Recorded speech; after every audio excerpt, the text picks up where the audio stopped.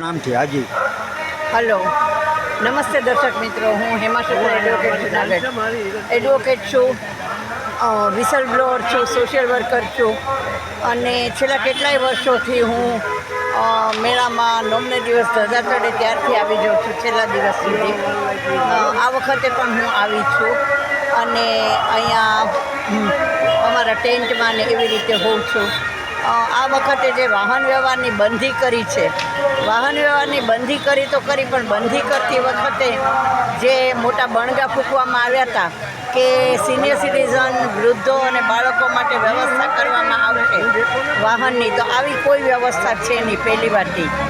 બીજી વાત એ કે છેક ભરડાવાવથી કે ગિરનાર દરવાજાથી ચાલીને આવતા વ્યક્તિઓ એને માટે 5-6 કિલોમીટરના રસ્તામાં ચિતરામણા તો ઘણા બધા કર્યા છે, પણ ક્યાંય એક પણ લેટ્રિન બાથરૂમની વ્યવસ્થા નથી.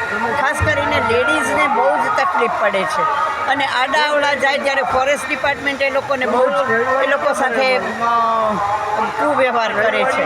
તો આટલી લાંબી જે ચાલીને આવતા હોય, બાળકો કદાચ સાથે હોય, તો એમાં આ વ્યવસ્થા હોવી જરૂરી છે, પાણીની અને લેટ્રિન બાથરૂમની, જે ક્યાંય નથી.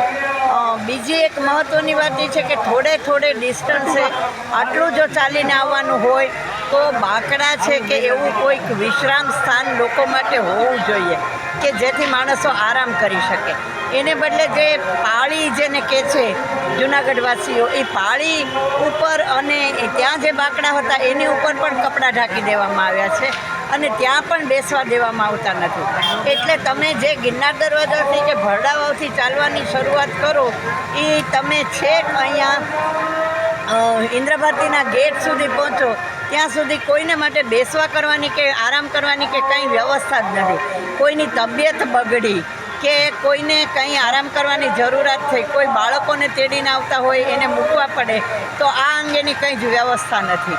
સાધુ સંતો કે રાજકારણીઓ કે અધિકારીઓ એને આ અંગે કોઈ પડી નથી કે એના ધ્યાને આ વાત આવે એમ નથી, કારણ કે એ દરેકની ગાડીઓ દોડાદોડ કરે જ છે, એમને કંઈ આ વિરોધ નડ્યો નથી. તો આ એક બહુ મહત્ત્વની બાબત છે, આયોજનની ભયંકર ખામી છે અને હજી આ અંગે તાત્કાલિક કંઈક કરવામાં આવે એવું મારી તંત્રને ભલામણ છે. Thank you very much. આ અંગે આપ કંઈ પણ હોય તો મારી સાથે શેર કરી શકો છો. મારો મોબાઈલ નંબર છે 942814 814 9428014823. આપ ચાહશો તો આપનું નામ ગુપ્ત રાખવામાં આવશે. Thank you very much.